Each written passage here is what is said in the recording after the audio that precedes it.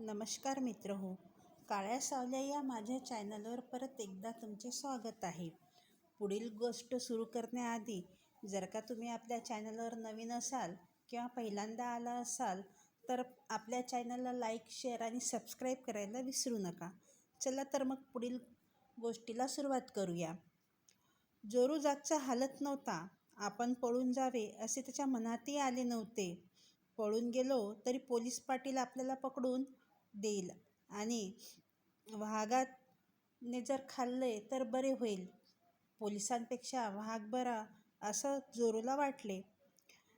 त्याच दिशेने कोणीतरी येत होतं. ओळख पटली नव्हती, पण याच गावचा होता. मान खाली घालून इतक्या सहजतेने चालत होता की रस्ता त्याला रोजचाच वाटावा. तो सरळ गोटूलकडे गेला. त्याच्या हातात बाटली होती. जमादारासाठी ताजी मोहाची दारू आणली होती.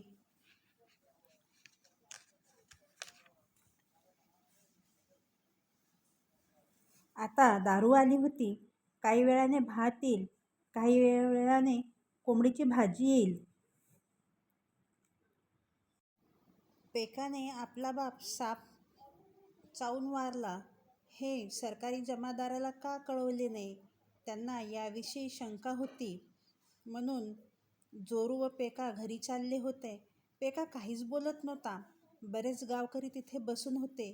सर्व जमादार काय म्हणताय ते पैकाने सांगितला. मेलेला बाप खड्ड्यातून काढ, नाही तर सरकारला 2,000 रुपये भरावे लागतील. प्रेत उकरून काढावे लागणार. या काळजीत कालपासून सारा गाव उपाशीच होता. कोणीही जेवले नव्हते. दिवसभर गावात विचित्र कुजबूज चालली होती. एवढे पैसे कुठून आणू? पेका स्वतःशीच बोलला. गादडी कोतवाल काहीच बोलत नाही. तुझ्याकडे पैसे आहेत का रे जोरू? पेकाने चाचरत विचारलं. जोरूला एकदम आठवण झाली. मागे माणगावच्या लफड्यात रेंजरने 100 रुपये दिले होते. तो पापाचा पैसा अजून त्याने कोठेही वापरला नव्हता. जोरू हलकेच म्हणाला, 100 रुपये आहेत. 100 रुपयाने काय होणार आहे? पेका उठला आणि त्याच्या मागे मागे जोरू बाहेर अंगणात मांडवात आला. तू झोप इथेच, मी येतो जमादाराकडे जाऊन. असे बोलून तो घराबाहेर पडला व हळू आवाजात आपल्या बायकोशी काहीतरी बोलला व जोरूकडे न बघता न बोलता निघून गेला. तो गेलेल्या दिशेला अंधारात त्याची बायको बराच वेळ बघत राहिली व आत निघून गेली. जोरूला जाग आली तेव्हा पेका त्याला हलवत होता. अजून रात्र होती, पण कोंबडा ओरडला. आपण नक्की कोठे आहोत हे लक्षात येताच जोरू उठला व घराकडे निघाला. जोरू घरी गेला तेव्हा मैनी गोगलूला थोडीशी दारू पाजत होती. गोगलू दारू पिताय हे बघून जोरूला खुशी झाली. दारूच्या झटक्यात मैनी सरकारी माणसाची आई बहीण काढू लागली. जोरू शेतावर पोचला. तेथे साहेब व त्याची माणसे त्याच्याच शेतात होती. जोरूला आता फारशी भीती वाटत नव्हती. कोणाची फिकीरही वाटत नव्हती. कारण जोरू घरून दारू पिऊन आला होता. त्याच्या रक्तात दारू खेळत होते. आता जोरू हुशार झाला होता. जोरू माडिया भाषेत बोलू लागला आणि हाताने स्वतःचे शेत दाखवून एवढे सोडून दे असे सांगू लागला. साहेब हसत होता. तो खुनेने दुसरे काही सांगण्याचा प्रयत्न करत होता. मागचा माणूस पुढे आला व जोरूच्या हातातील दारूचा अंगठा घेऊन तोंडाच्या बोटाकडे नेऊन पैसे मोजण्याची कृती करू लागला. पैसे 200 असे माडिया भाषेत सांगण्याचा प्रयत्न केला. 200 रुपये असे तो म्हणाला. माडिया भाषेत सांगतो याचा अंदाज त्याला आला होता.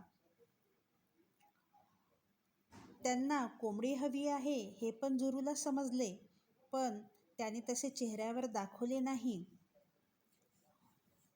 त्यातील एक जण कोंबड्यासारखा एक पंख लांब करून स्वतःभोवती फिरतो व तसे करून दाखवत ओरडला, कुकुचकू.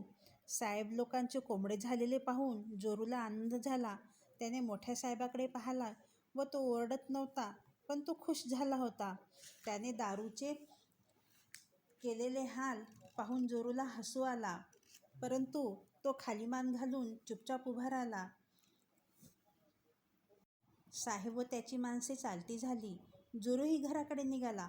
पैसे व कोंबडा दिला की जमीन वाचणार होती.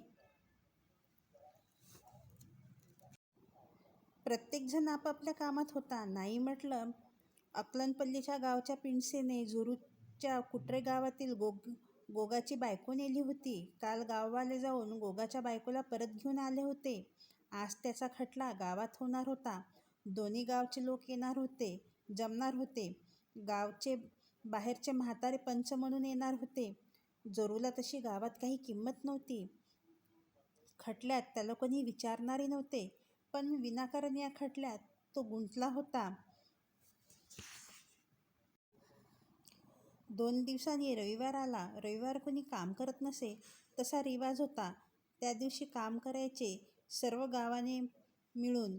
गावाचे सण, शिकार, सरकारचे पावसाळा संपत आला तरी अजून शिकारीला गेले नव्हते. आता गावावर संकट होते. शिकारीचा विचार करणे शक्य नव्हते. रविवारी ढोल वाजू लागला तेव्हा जोरू नुसता बसूनच होता. नवीन संकटाबद्दल सारे तेथे बसून बोलत होते.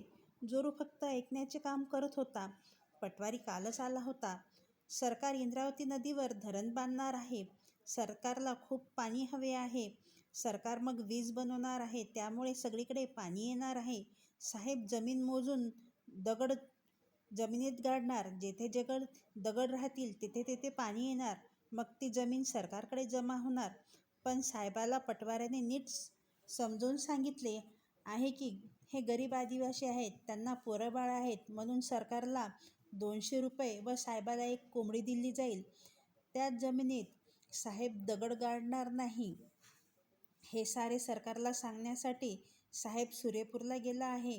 बोलण्यातून जोरूला समजले काही जण पैसे जमवण्याच्या मागे आहेत. इथे बसून उगाच आणखी कोणत्या संकटात पडण्याची त्याची इच्छा नव्हती. 2 दिवस गेले असेल तोच जोरू सावरल्या. तिसऱ्या दिवशी तो कोपाच्या शेतात गेला. कोपाने पैसे कोंबडा दिल्यावर त्या लोकांनी कोपाच्या शेताबाहेर दगड गाडला हे त्याला समजले. जोरूच्या शेतातही हे साहेब लोक पोचले होते. त्यांनी खुनेनेच दारू हवी आहे असे जोरूला सांगितले. जोरू शेतातून घरी गेला आणि घरी पोचताच त्याने भोपळ्यात थुंब्यात भरून ठेवलेली दारू बघितली व रिकामी बाटली शोधू लागला आणि बाटलीत दारू घेऊन तो साहेबांकडे शेतात गेला. शेतातून परत असताना जोरूला रस्त्यातच कोपा भेटला. कोपाबरोबर त्याचा मावस भाऊ होता. कोपाने जोरूची व त्याची ओळख करून दिली. ते गावाबाहेर आले व जंगलात शिरले. तसे एकामागे एक चालू लागले. काही वेळाने कोपा व मालू त्यांच्या नात्याबद्दल बोलत होते. जोरू ऐकत होता. कोपाचा भाऊ त्याला काहीतरी विचित्र वाटत होता, खडकत होता. नक्की काय ते जोरू ठरवू शकत नव्हता. एकतर सर्वसाधारण माडी या आदिवासीपेक्षा बोलताना त्यांचा आवाज मोठा होता व सर्वच बाबतीत तो बेफिकीरपणे बोलत होता. तसाच चालत होता. त्याच्याकडे कुऱ्हाड नव्हती. चाकू लावण्यासाठी लंगोटी नव्हती. पॅन्ट घातली तर चाकू कुठे ठेवत असतील हे एकदा विचारावे असे जोरूला वाटले. परंतु तो चुपचाप राहिला व चालत राहिला. चालता चालता जोरूने कुऱ्हाडीने एका झाडाच्या बुंद्याला ठोकले. ठोकण्याच्या आवाजाने पुढे गेलेला कोपा थांबला व मागे वळून पाहू लागला. पोकळ झाडाबाबत व मधाबाबत जोरू कधीच चुकीचा ठरणार नाही याची खात्री असल्याने जोरू पुढे निघून गेला. कोपाला गंमत वाटली. जंगलात सगळीकडे पत्ताझड झाली असल्याने उन्हाचा तडका जाणवत होता. फक्त काही थोडीफार परड्याची झाडे नव्या हिरव्यागार पानांनी भरली होती. कोपा एका परड्याच्या झाडाखाली सावलीच्या बुंधाशी टेकल्यावर जोरू कोपाशेजारी बसला. जोरूने थुंबा तोंडाला लावून पाण्याचा घोट घेतला. ओली जीभ करून घेतली आणि एकच घोट पाणी पिले. कोपाचा भाऊ त्या दोघांसमोर ऐसपैस बसला व जोरूने पुढे केलेला थुंबा घेऊन त्याने तोंडाला लावला. मालू न थांबता घटाघटा पाणी पिताना पाहून त्याच्या तोंडाचा थुंबा काढून घ्यावे असे जोरूला वाटले. हा नक्की वेडा आहे. जंगलात पाण्याचा थेंबही नसताना असे कोणी पाणी पित असते का? कोपाने स्वतःच्या थुंब्यातील एक घोट घेतला व थुंबा उभा करून ठेवला. जोरूने तंबाखूची डब्बी काढली. तंबाखू खाऊन जोरूने मालूकडे डब्बी केली. मालूने ती लाकडी डब्बी घेतली व उलटसुलट करून बघून तंबाखू न खाता जोरूला परत केली. पॅन्टच्या खिशात हात घालून चकचकीत पत्र्याची डब्बी बाहेर काढली. त्यातील तंबाखू हातावर घेऊन कोपा पुढे करू लागला. जोरू मोठे डोळे करून त्या चकचकीत डब्बीकडे पाहत राहिला. अशा डब्या गाड पटवाऱ्यांकडे त्याने अनेकदा पाहिल्या होता. हा मालू त्यांच्यासारखाच पैसेवाला असावा. मालूने शांतपणे तंबाखू खाल्ली. दोन्ही पाय समोर करून तो आरामात बसला व मोठ्या आवाजात त्याने विचारले, तुम्ही गाड लोकाला का घाबरता? दचकून जोरूने कोपाकडे वळून बघितले. त्याचवेळी कोपा वळून जोरूकडे पाहत होता. दोघांची नजरानजर झाली. दोघांनी माना खाली घातल्या. समोर न बघता हळू आवाजात कोपा म्हणाला, गाडला घाबरतो म्हणजे जंगल त्याचंच आहे बाबा. मालू हसतो हे लक्षात आल्यावर कोपाने वर पाहिले व नाराजीने म्हणाले, अरे जंगलात राहायचे तर गाड, वाघ, पटवारी, पोलीस व अस्वलाला घाबरावेच लागते, नाहीतर काय? मालू जोराने हसत म्हणाले, अरे ते दिवस गेले आता. कोपाचा भाऊ नक्की वेडा आहे याची खात्री झाली. आता घरी जावे असे जोरूला वाटले. हा वेडा आहे ठीक आहे, पण सरकारी माणसांबद्दल असे बोलणे काही ठीक नाही. निदान आपण तरी इथे नसावे हेच बरे. कोपा व जोरूकडे पाहत मालूने हळू आवाजात विचारले, तुमच्या गावाला कधी नक्षलवादी येतात का रे? कोपाने काही वेळ विचार केला. जोरू खाली मान घालून बसला होता. कोण नक्षलवादी? कोपाला कोणीतरी पटवाऱ्यासारखे वाटले. अरे नक्षलवादी अण्णा लोक, मालूने सांगितले. जोरू व कोपा मालूच्या तोंडाकडे वेड्यासारखे पाहत राहिले. आता त्या दोघांनाही वेडे ठरवण्याची वेळ मालूवर आली होती. तो मोठ्याने म्हणाला, अरे तुम्हाला काहीच माहीत नाही का? हे नक्षलवादी पोलीस असतात. तसे ते हिरव्या पाण्यासारखे कपडे घालतात. थोडे थांबून आवाजात जोर आणून मालू म्हणाला, त्यांच्याकडे बंदुका असतात. बंदुकाचं नाव काढताच कोपा व जोरू दोघेही घाबरले आणि ते म्हणाले, अरे हे नक्षलवादी काय करतात? मालूला राग आला, पण कशाचा राग आला हे त्यांना समजत नव्हते. मालूने आता राग चेहऱ्यावर दिसू नये म्हणून थोडासा चेहरा दुसरीकडे केला आणि मालू त्या दोघांना सांगू लागला, नीट ऐका, ते सरकारी नाहीत, ठेकेदारे नाहीत, आपल्यासारखे गरीबच आहे.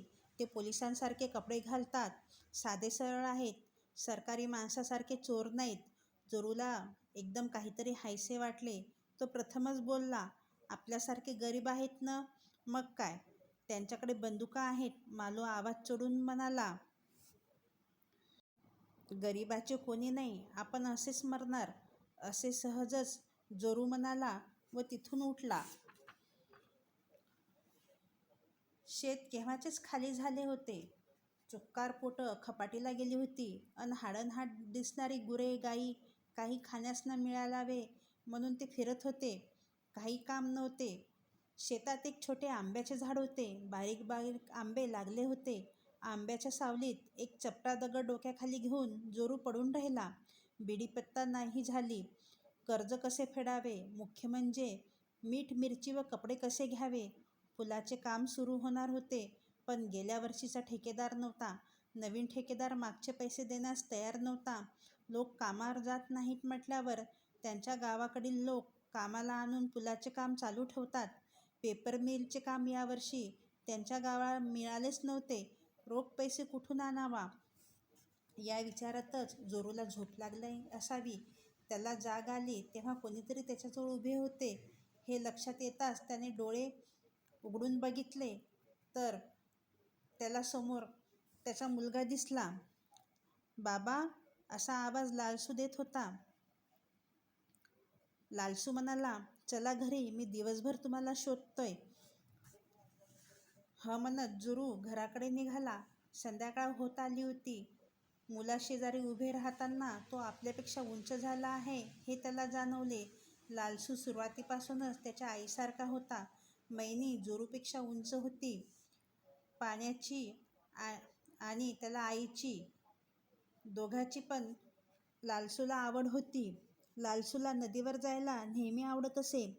लालसू, बीडीपत्ता कधी तोडायचा रे? असे जोरूने विचारले. अजून काही ठरले नाही. गरिबाचे मरण आहे, असे जोरू म्हणाला. जास्त पैसे मिळणार असतील तर गरिबाचे मरण कसे बाबा?